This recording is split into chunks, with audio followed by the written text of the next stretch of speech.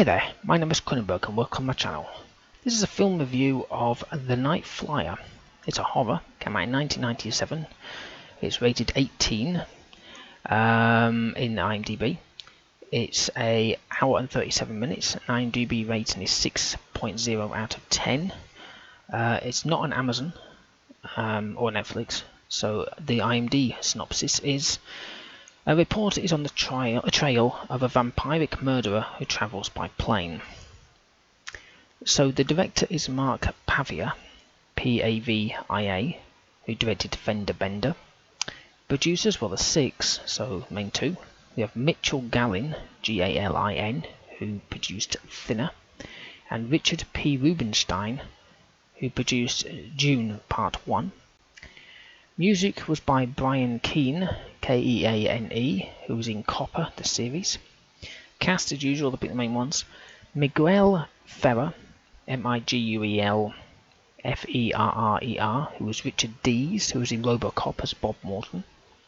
Julia Entwistle, who was Catherine Blair, who was in and Out as the student. Dan Monahan, who was Merton Morrison, who was actually the editor, who was in Porky's as Pee-wee.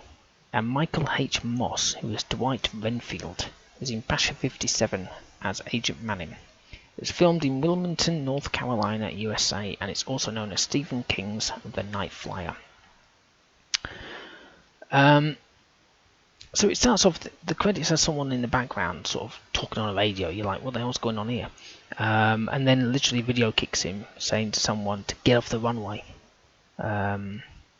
And then says, why do all the weird ones fly at night? And then we see this small plane. It's like, right, okay. Now, obviously I've read the little synopsis, so I knew roughly what was going on.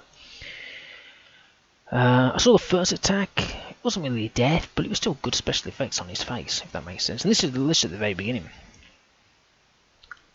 So the main guy, who's Michael Ferrer, as Richard Dees, is a reporter, and he kind of works for a newspaper that just kind of like clickbait stuff, right? So the editor, who was Dan Monahan, is talking to Catherine, who's Julie Entwistle, at the very beginning, and asking her or telling her what stories to look for. And then he says, tell me what have I written down? And she goes, alien abduction, amusing animal stories, yep, attacks on the handicap. And he says, but only if it has a twist, some kind of kinky sex on there or something. I was like, okay.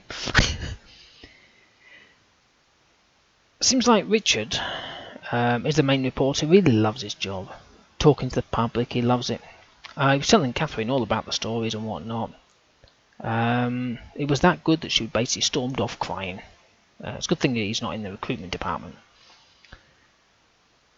The plane that the vampire flies is actually quite nice. It's like black paint with red parts on it. It's really kind of sleek. You don't normally see a plane that's black. They're always white, I assume, or the red arrows, which are red.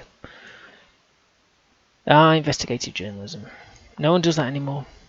Like Richard, asking questions, having a stroll in the cemetery at night, rearranging the gravestones, cutting the finger and smearing blood on it. And maybe a little research as well. You know, this is the old school stuff. Nobody does that anymore. So at the morgue, right, Doc pulls back the sheet, and the eyes pop open, and he says, "Damn that glue! Hope that doesn't happen at the wake." It's like,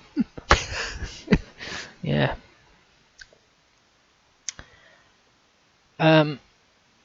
Now, even if you're not a photographer, but just imagine this: you're driving along, right? You see a car crash. So you're kind of morbid, you know, you want to take some photos because you just do. Police stop you and you think, oh my God, I'm going to be in trouble here. Jesus, I'm going to have to be asked to leave. Jesus, fear not. Just say the press saw it. You can now carry on. Don't get in the way of the police. You can carry on taking photos, rearrange the bodies, that kind of stuff. You know, get some proper photos there. I've seen this in a lot of films, usually the American films. So someone at the bar asks for another drink, right? They get served and the barman just walks off. I mean, the guy never pays. Do they know why everyone drinks? I mean, I'm assuming because there's only one person in the bar, but they do this all the time. It could be a natural nightclub and they'll be there drinking. And they go, yeah, can I have 2 of those, please? And there'll be like 100 people. They go, yeah, there you go. And they just walk off. I might try it myself, but I think I'll get arrested. The vampire's cool though. I liked it when he roared and how his jaw expanded. It was a good film. The fact that it was based on a story by Stephen King, sorry, pardon me, and actually wasn't directed by him was actually why it was good. So for me, I tend to find his films tamer than his books, or sometimes identical, literally identical.